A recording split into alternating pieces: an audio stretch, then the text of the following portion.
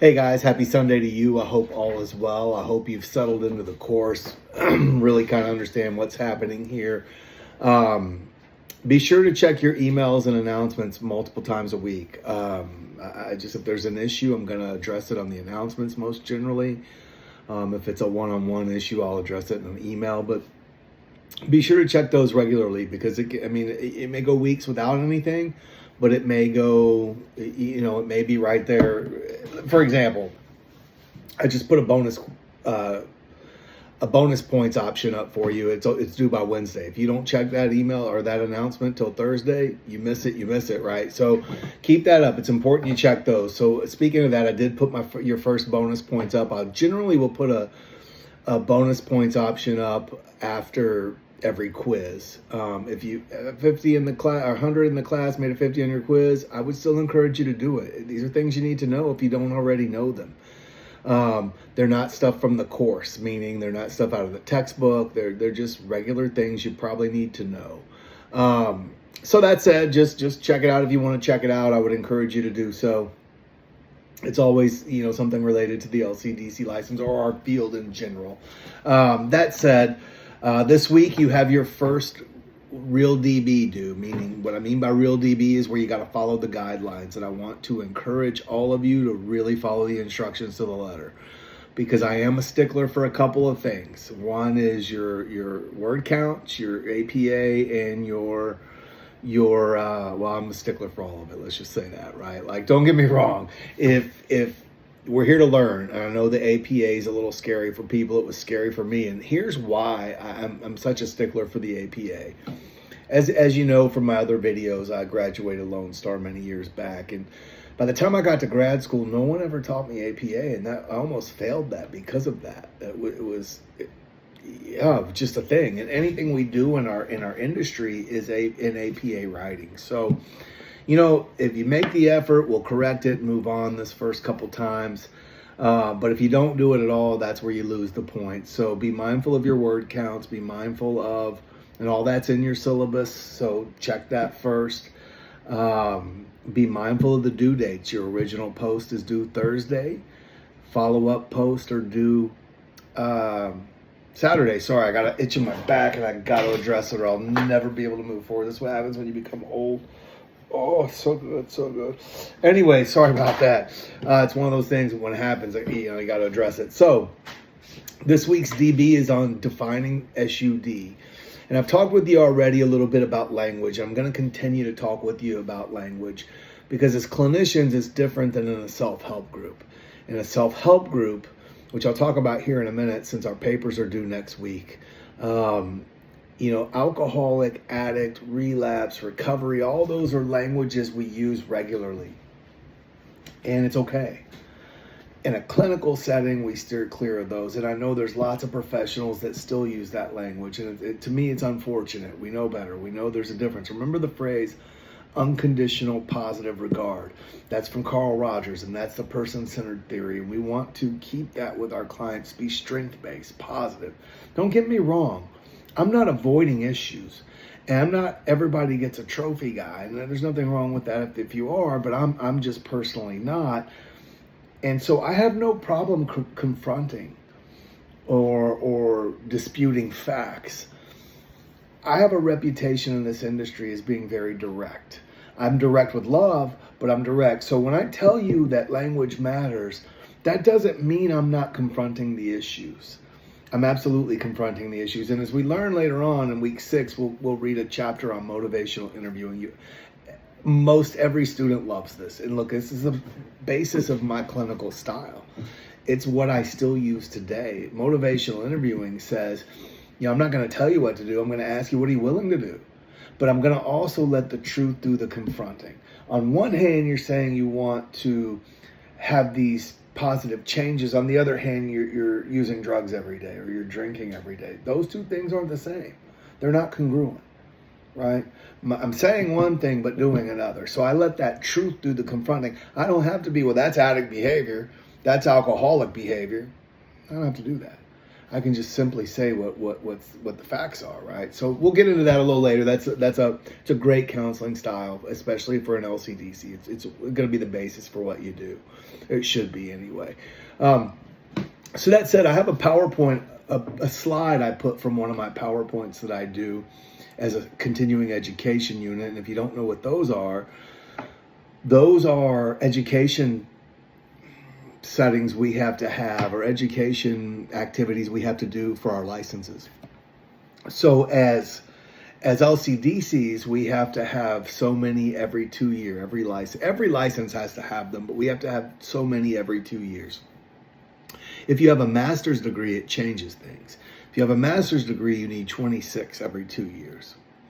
If you don't have a master's degree, you need 40 continuing education units every 2 years, every license cycle to renew your license. With certain things being like you have to have so many ethics, so many supervision, so many HIV, STI. I think ethics is 5 or 6, STI is 5 or 6. And then supervision, maybe 3, maybe, I don't know if that's a thing anymore. I have to check. I have to do it because I'm a clinical supervisor for that license. But all that said is then you have like 26 or whatever it is left over in general, whatever related to our field. So I'll talk much more about CEUs as we go, but this is PowerPoint slide, and I apologize it's in sideways. You'll have to click download and then you can turn it regular ways. But it gives you definitions of substance use disorders, right? From some pretty legitimate places. ASAM is one. The American Society of Addiction Medicine, that's 100% legit. The National Institute on Drug Addiction, NIDA. The American Psychiatric Association, the APA, SAMHSA, the Substance Abuse and Mental Health Profession, the Mayo Clinic, the DSM-5, the Diagnostic and easy for me to say, I always get tripped up on that, the Diagnostic and Statistical Manual of Mental Disorders. And it's got a Merriam-Webster dictionary definition. None of these definitions mention the word alcoholic or addict. None. And as I mentioned in another video, every semester I have a student take me to task on why I needed to be told I was an alcoholic or I needed to be told I was an addict. Great. I'm not debating that for you.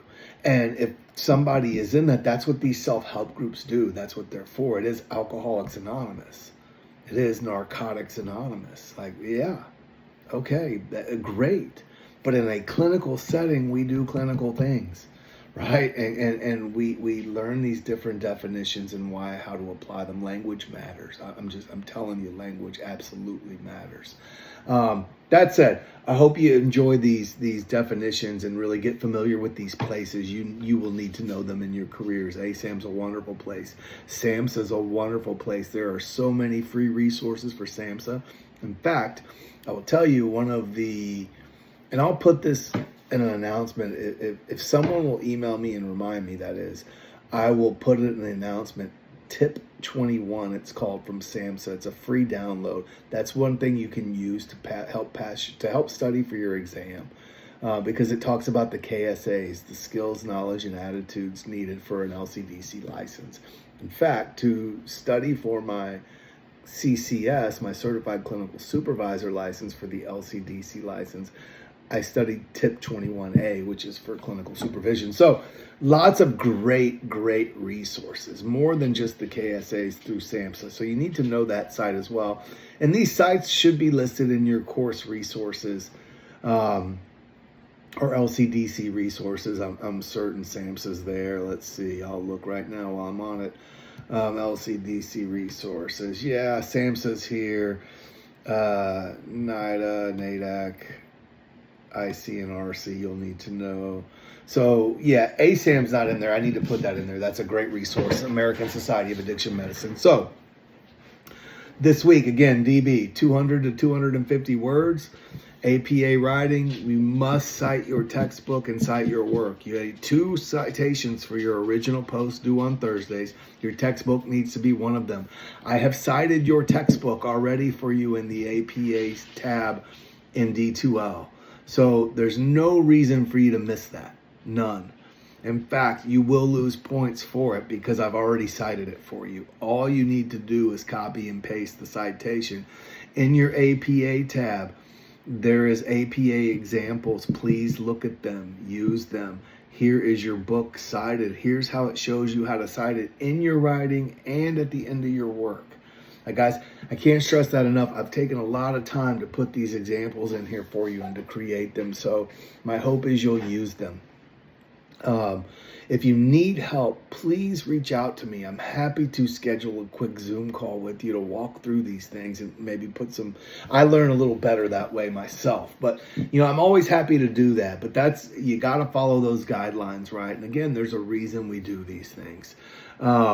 So your follow-ups, 100 to 150 words with one resource, and your textbook can be that resource. So if you want to use a different resource, feel free, but they need to be scholarly resources. So that said, then what do we got coming up after that is our first paper, right? And again, you need to follow these guidelines with that. APA writing, it's got to have a title page and a reference page and 2 full pages in between, 2 to 3, but minimum 2. Anything below that, you'll lose 20 points right away. As all this is stated in your syllabus, in your rubric, so it shouldn't be a surprise at this point. That said, it's on your first paper's on 12-step meetings. You must attend an outside meeting, and it can be Alcoholics Anonymous, Narcotics Anonymous, Cocaine Anonymous. Someone recently reached out and asked about CMA, Crystal Meth Anonymous. Yeah, I'm good with that too. It can be Al-Anon, Nar-Anon, or ACA. All of these are listed in Blackboard. I'm sorry, in D2L. And I teach at University of St. Thomas. We use Blackboard there. In D2L under LCDC resources. I prefer you go in person, but you can go online. You go with whatever you can. But here's the idea with the upcoming paper. Now, I don't want to jump too far ahead, but for those that are going to go this week, maybe get an early start, I want you to be aware. I don't want you to write about the history of the programs. I don't want you to compare the programs. I know all of that. I'm asking you to write about your experience, from looking for a meeting to the meeting norms to your experience. Do you think it's helpful? Do you think it's hurtful? Any of those things, to their philosophies, your experience, because we're going to be asking our clients to have these experiences. And for those, and I know many of you in here are, as I read through your introductions, members of 12-step groups, you need to go to a different group. If you're a member of AA, go to NA. If you're a member of NA, go to CA. If you're a member of CA, go to ACA or Al-Anon or Nar-Anon. Go somewhere you haven't been. I'm really going to lean on you to use your ethical guidelines here, because look, I could write a meeting. I could write a paper with my eyes closed and never attend another meeting. I've been to so many in my life. That's not the purpose here. You're going to have clients that come in and have been to so many meetings too, and they don't want to go back. And you're going to ask them to have a new experience, and I'm asking you to do the same. So please respect that. Like that's what we do here, right? So please honor that and do that. But we'll talk much more about that next week. This week, it's really defining SUD. And I love this because on the surface, it seems so easy, right? If I'm drinking for breakfast, for example, I'm just going to say drinking. I mean, it could be anything, right? I'll go ahead and probably check that box. Well, it seems reasonable, right? But many of us have this idea of what, quoted, and this is why the language matters, what an alcoholic or an addict is. Look, I've worked at as an interventionist, I work with many treatment centers. I worked at a treatment center for many years, 8.5 years or so. There's a reason these things have professional and executive programs. There's a reason that there's everywhere from the homeless population to the CEO, right? What about the person that's a binge drinker? I had a guy that binge used cocaine. He has as much of a substance use disorder as someone using every day. Doesn't look the same, right? So defining it's very, very important. So that leads me to this. I also uploaded in the announcements a PDF version of the DSM-5. Now, it's an outdated version, but the criteria for substance use disorder hadn't changed between that one and this one. If you don't already have a version of the DSM, which you may or may not, depending on where you're at in your studies. I think abnormal psych has you get one. You need one. You need to be familiar with that. That's where we get our diagnosis, right? And part of our jobs as LCDCs is diagnosing substance use disorders. We don't diagnose mental health issues. That's not our scope. Doesn't mean we don't work with them, and we'll talk much more about that as we go through. But we definitely need to be familiar with the criteria, because I can't just say, oh, this person reports they drink every day, so they must have an alcohol use disorder. There's criteria they have to meet before we diagnose someone with that. So be familiar with that DSM. Yeah, so there's that. Like I said, I'll put more bonus points along the way, and about halfway through the semester, I'll upload, or I'll open up extra credit assignments, actually. Remember, extra credit assignments, though, just don't give you a free pass, meaning if you get a 0 on an assignment, that doesn't allow you to make that up. But if you get a 10 on an assignment, you can make up all those points, right? So I hope that makes sense. Guys, as always, I'm here to help you every step of the way. Sorry, I got dogs acting out.